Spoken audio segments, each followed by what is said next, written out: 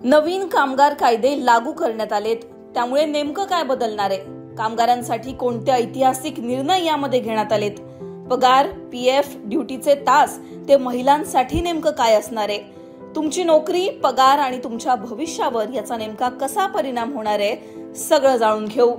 केंद्र सरकारने कामगारांसाठी 21 नोव्हेंबरला म्हणजेच शुक्रवारी ऐतिहासिक निर्णय घेतला. 29 जुने कामगार कायदे रद्द करून आता केंद्र सरकारनं 4 नवीन लेबर कोड लागू केलेत.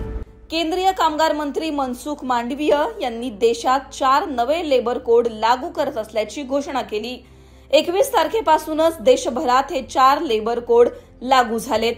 या 4 लेबर कोडमध्ये द कोड ऑन वेजेस 2019 म्हणजेच वेतन संबंधित नियम, द इंडस्ट्रियल रिलेशन्स कोड 2020 म्हणजेच कामगार आणि व्यवस्थापन यांच्यातील संबंध, the code on social security 2020 म्हणजेच कामगारांसाठी सामाजिक सुरक्षा योजना आणि the occupation safety, health and working conditions code 2020 म्हणजेच कामाच्या ठिकाणची सुरक्षा आणि आरोग्याच्या अटी, हे सगळं असणार आहे.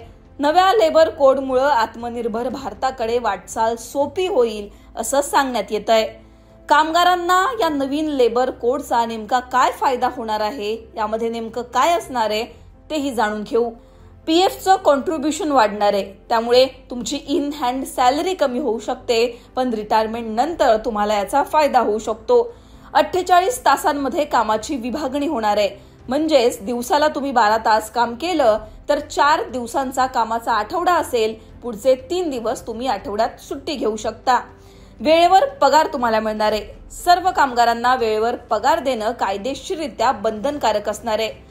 सर्व क्षेत्रामध्ये किमान वेतन कायदेशीररित्या लागू होणार आहे, त्यामुळे कुणाचाही पगार इतका कमी राहणार नाही की त्यांना त्यांचं जीवन जगणं कठीण होऊन जाईल. नवीन कामगारांना नियुक्ती पत्र देण्याची हमी सुद्धा देण्यात आली आहे. ते अनिवार्य असणार आहे, ज्यामुळे रोजगार, अटी या सगळ्यांसंदर्भात एक पारदर्शकता त्यांना येईल. आरोग्य आणि सुरक्षेसंदर्भात सुद्धा निर्णय आहे. 40 वर्षांपेक्षा जास्त वय असलेल्या कामगारांसाठी मोफत वार्षिक आरोग्य तपासणी अनिवार्य करण्यात आली आहे. महिलांना समान हक्क असणार आहेत. रात्रीच्या शिफ्टमध्ये सुरक्षेसह काम करण्याची परवानगी त्यांना असणार आहे. पूर्वी अनेक क्षेत्रांमध्ये ही परवानगी नव्हती, त्यामुळे महिलांना समान वेतन आणि आदर देण्याची हमी सुद्धा देण्यात आली आहे. गिग वर्कर्ससाठी नेमकं काय आहे, म्हणजेच काय, गिग आणि प्लॅटफॉर्म कामगार म्हणजेच डिलिव्हरी बॉय, कॅब चालक यांचा सामाजिक सुरक्षा योजनेत समावेश पहिल्यांदाच करण्यात आलाय.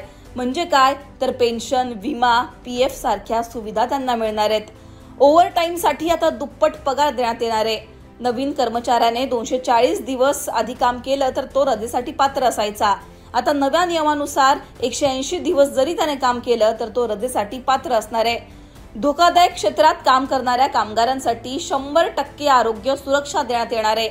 निश्चित कर्मचाऱ्यांना 1 वर्षाच्या नोकरीनंतरच आता ग्रॅज्युएटीची गॅरंटी मिळणार आहे. वर्षाच्या शेवटी 30 सुट्ट्या तुम्ही कॅरी फॉरवर्ड करू शकता. तर नव्या कामगार कायद्यांमधील हे काही महत्त्वाचे मुद्दे होते. या संदर्भात पंतप्रधान नरेंद्र मोदी यांनी काय म्हटलंय तेही पाहूयात.